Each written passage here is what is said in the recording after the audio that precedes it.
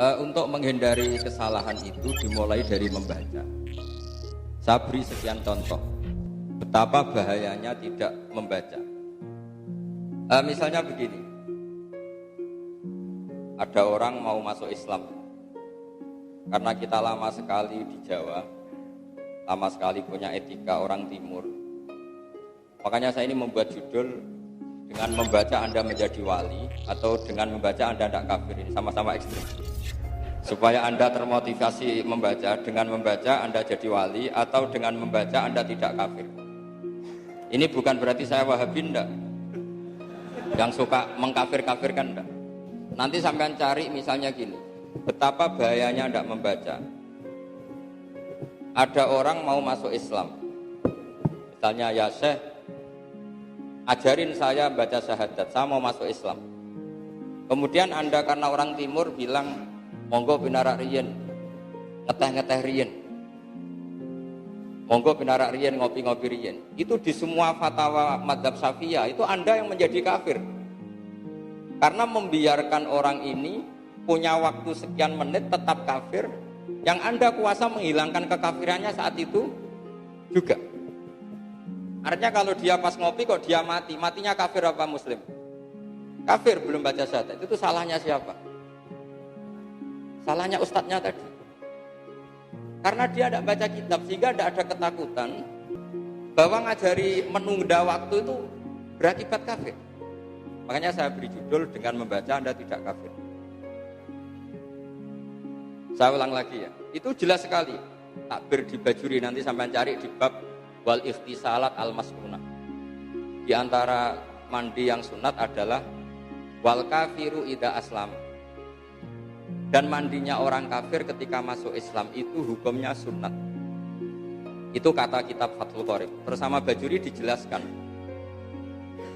mandinya orang kafir sunat adalah harus ba'dal Islam. Karena syaratnya niatul ghusli adalah harus Islam. 2, tidak terbayang seorang mulaqinus syahadah, pentalkin tauhid, menyuruh dia mandi. Kalau dia menyuruh mandi, dia berarti menjadi kafir.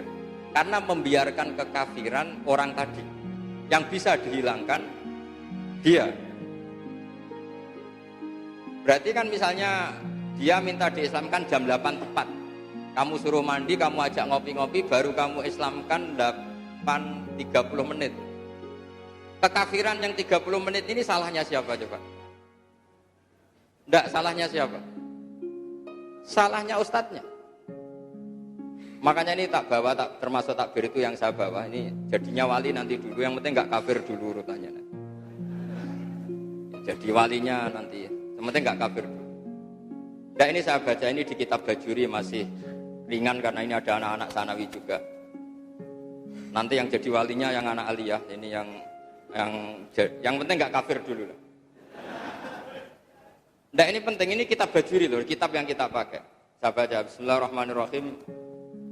Saya baca ya, wal kafiru idza aslama lakin itlaqul kafiri alaihi khina idin majazun bi itibari makana wali annahu la sabila ila takhiril islami ba'dahu bal sarrahu bi takfiri mangqala li kafirin ja'al yuslima idhab faghtasil summa aslim. Ini takbirnya jelas, bal sarrahu bi takfiri mangqala li kafirin ja'al yuslima. Ustadznya bilang idhab faghtasil summa aslim liridohu bibaqohi alal kufri tilkallah dota. Makanya ini judul saya, dengan membaca Anda tidak kafir. Karena kalau di logika itu kan ibarat begini ya. Kalau kamu menalkin syahadat nunggu ideal itu ibarat gini, ada orang kecelakaan di tengah jalan, sudah kejet-kejet. Karena kamu pakai celana pendek, sik mbah tak kelambenan sik lagi tak tulung. Kira-kira naif gak ada orang yang menolong orang kecelakaan nyari kondisi ideal, ganti baju dulu baru mau nolong? Apa harus menolong langsung meskipun pakai celana pendek? Harus nolong langsung karena ini emergensi.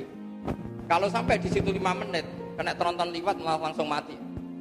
Dan itu sekarang salah Anda karena Anda yang tahu. Setiap fardu kifayah itu menjadi ta'ayyana alaihi, menjadi wajib bagi yang melihat saat itu.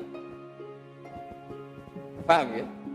Apalagi ini tidak sekedar kecelakaan fisik, kecelakaan akidah yang Anda bisa menghilangkan. Kenapa ditunggu sampai mandi dulu, ngopi dulu, apalagi rokokan dulu?